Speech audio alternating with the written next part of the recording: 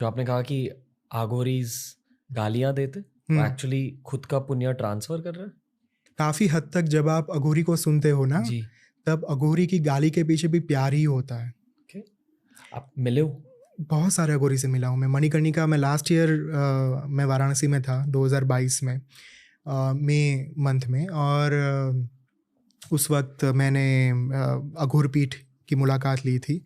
अघोर पीठ के जो संस्थापक थे वो थे बाबा कीनाराम। आज से 4 सदी पहले, 400 साल पहले, 16वीं सदी में बाबा कीनाराम बहुत बड़े अघोरी हो गए। भारत के one of the most renowned Aghori जिन्हें कहा जाता है। और ये कहा जाता है कि जब उनका जन्म हुआ वो 3 दिन तक रोए नहीं थे। स्वयं ब्रह्मा विष्णु महेश साधु के रूप में उनके घर आए थे।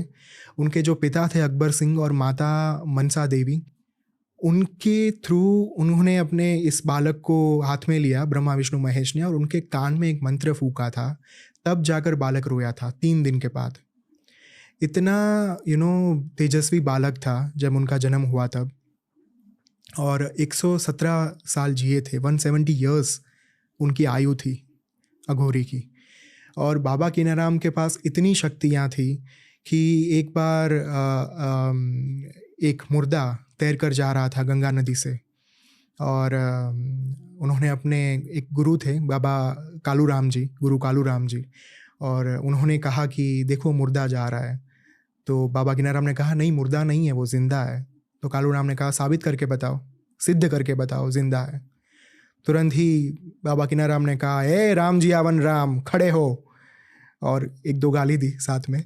और तुरंत वो जो मुर्दा जा रहा था वो तुरंत हक्का बक्का रहकर खड़ा हो गया और अपने पाँव से चलता हुआ बाबा के पास आया।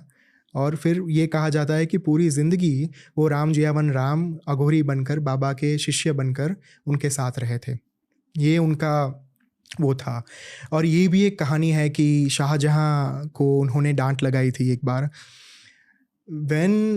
शाहजहाँ को कांधार का किला सिद्ध करना था। और बाबा कीनाराम उस समय का कांधार, महाभारत टाइम का गांधार, जो गांधारी जहाँ से थी, और आज का अफगानिस्तान।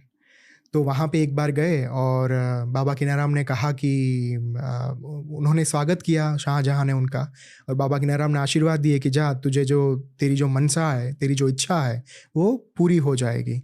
तो कांधार का किला उन्होंने जीत लिया। फिर उत्तर भारत में एक बार वो वापस आए, और शाहजहाँ उस टाइम पे वहीं पे था, और ये अपना मुमताज़ की ये ताजमहल करा रहा था, वो पूरा उसका निर्माण चालू था और उसी में डूबा हुआ था। तो उसने बाबा कीनाराम के ऊपर ध्यान नहीं दिया जब बाबा कीनाराम महल में आए तब।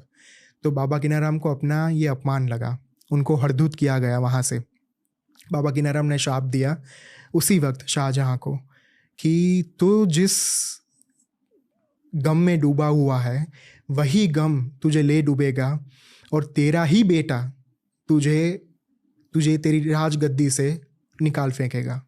और थोड़े ही दिनों में वास्तव में ऐसा ही हुआ कि औरंगज़ेब ने शाहजहाँ को जेल में बंद करवा दिया, और उसकी जो सत्ता थी वो ख़त्म हो गई।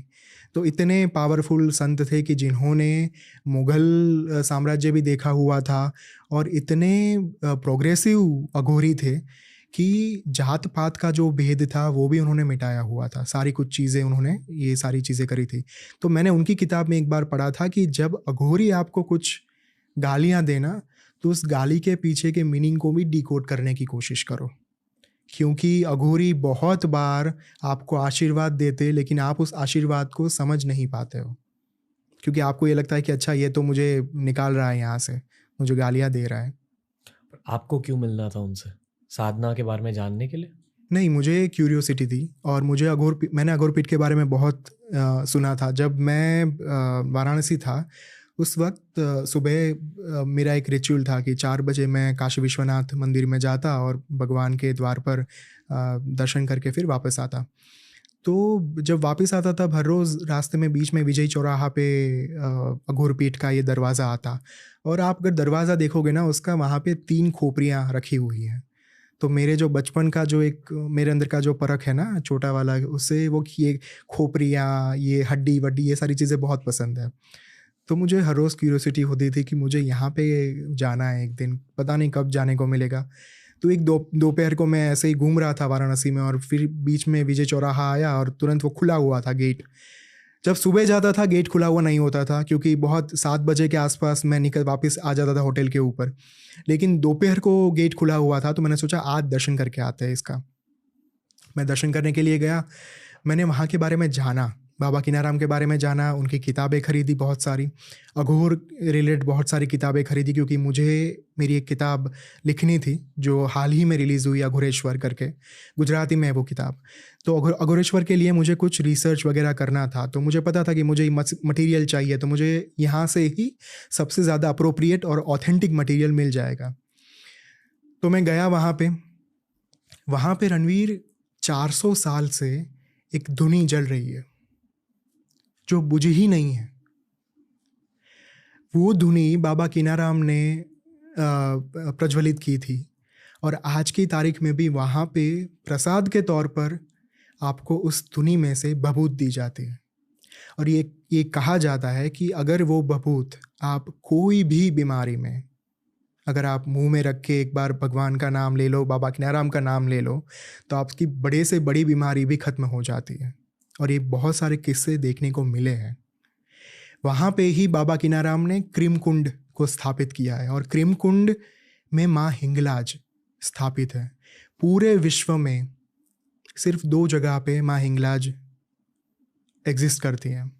एक है पाकिस्तान में जहाँ पे उनकी शक्तिपीठ है, और दूसरी क्रीम कुंड में वाराणसी में। क्योंकि एक कनेक्शन बाबा कीनाराम का मेरी भूमि के साथ भी है, जहाँ से मैं बिलोंग करता हूँ, सौराष्ट्र, राजकोट। नज़दीक में ही जूनागढ़ में गिरनार बहुत ही बड़ा एक स्पिरिचुअल माउंटेन है। वहाँ पे ही भगवान दत्तात्रेय ने अपनी तपस्या की थी।